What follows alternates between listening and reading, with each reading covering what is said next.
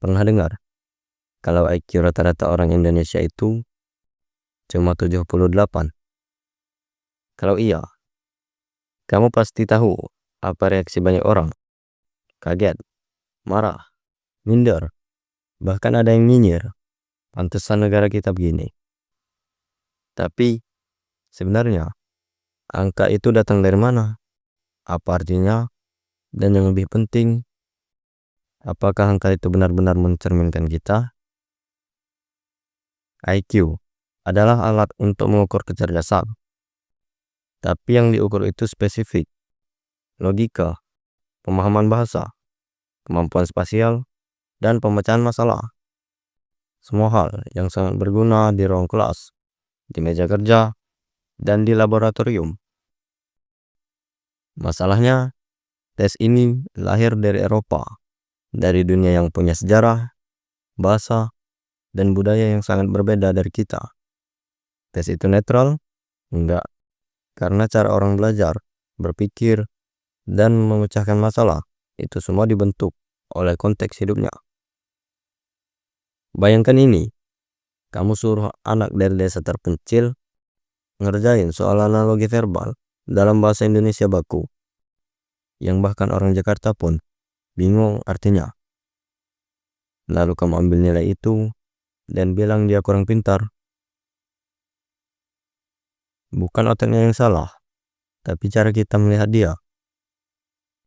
Sekarang kita jujur, bisa jadi angka 78 itu benar, tapi angka itu nggak berdiri sendiri. Dia lahir dari lingkungan, dan lingkungan kita ya belum ideal.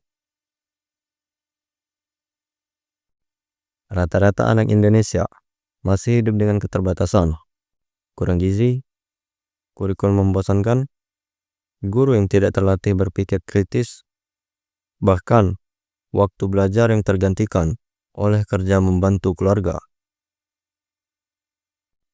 Coba tanya diri sendiri, kalau kamu lahir di tempat tanpa listrik, tanpa akses internet, tanpa buku bacaan, apa kamu yakin kamu bisa dapat skor IQ yang tinggi juga? Kecerdasan bukan cuma soal bakat, tapi juga soal peluang. Dan kalau kita tidak adil memberi peluang, kita juga nggak boleh terlalu cepat memberi label. Tes IQ hanya mengukur satu sisi dari kecerdasan, tapi manusia itu kompleks.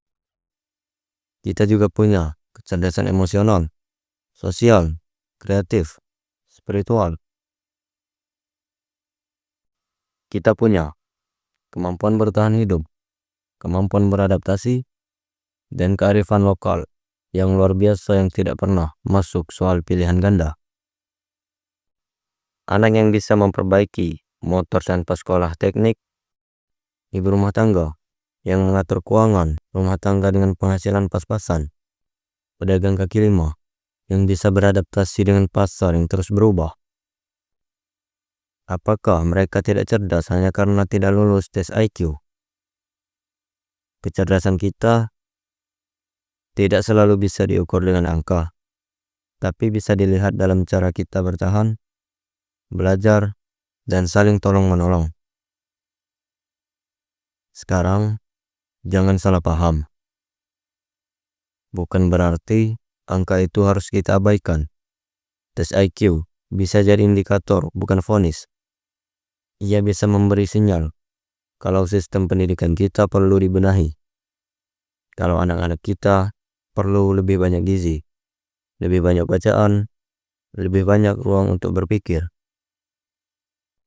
Jadi bukan tentang marah karena dibilang bodoh, tapi tentang marah karena tahu anak-anak kita bisa lebih kalau diberi kesempatan.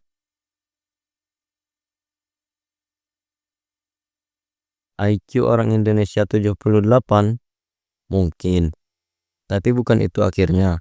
Karena angka bisa naik, cara belajar bisa berubah, dan kita kalau mau bisa bikin generasi berikutnya jauh lebih pintar, lebih bijak, dan lebih berdaya.